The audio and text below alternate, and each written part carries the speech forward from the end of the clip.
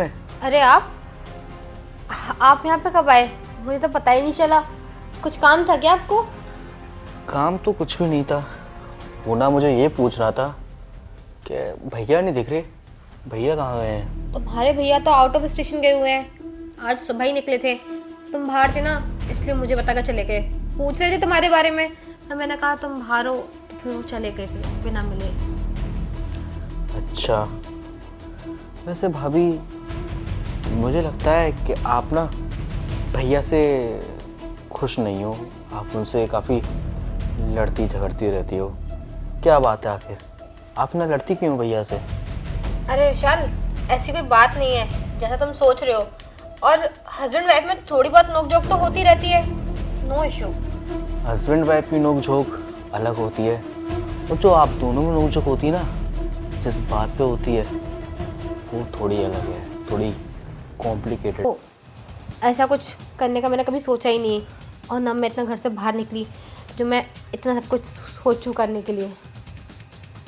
वो तो ठीक है, पर आप ऐसा भी कर सकते हो कि शादी के बाद बीएफ बना लो। क्या दिक्कत है इसमें? आप मुझे बताइए, आपको कैसा लड़का चाहिए? मैं आपके लिए लड़का लेके आऊँगा। आप मुझे बताइए। अरे नहीं देवी जी, आप कैसी बात कर रहे हैं? मैं ठीक हूँ, मुझे बहुत अच्छा हस्बैंड मिला है। मैं बिल्कुल ठीक हूँ, मुझे किसी और की ज़रूरत नहीं है। भाभी जी, अब हमने इतनी अच्छी तरीके से बात कर ली है इन टॉपिक्स पे, तो अब हम दोनों दोस्त ही हुए हैं ना। क्या दिक्कत है? आप मुझसे शेयर कर सकती हैं सारी बातें। इनफैक्ट आप थोड़ा दूर रहिए प्लीज़। और ये बात यश को पता चल गई ना, तो बिल्कुल भी अच्छा नहीं होगा, ना मेरे लिए ना आपके लिए। यार भाभी जी, यश को पता चलेगा तो क्या ही हो जाएगा, और वैसे भी क्यों पता चलेगा? मेरे अलावा है ही कौन? और अगर मैं आपके साथ ज़बरदस्ती करूं तो बचाएगा कौन तुम्हें? विशाल, क्या बोल रहे हो तुम? छोड़ो मेरा हाथ। छोड़ने के लिए थोड़ी ना पकड़ा है। मैं तो सोचा था कि तुम प्यार से मान जाओगी, पर नहीं, तुम तो ढीठ हो ना काफ़ी।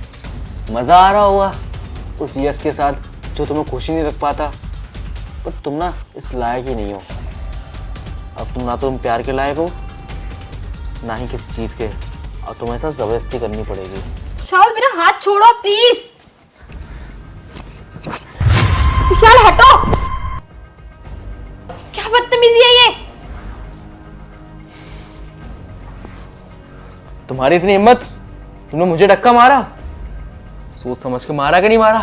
तुम्हें अच्छे से पता है इस घर में कोई भी नहीं है तुम्हारे मेरे अलावा, फिर भी तुम्हारा इतना दुस्साहस कि तुमने मुझे धक्का मारा। अब तुम बच नहीं सकती।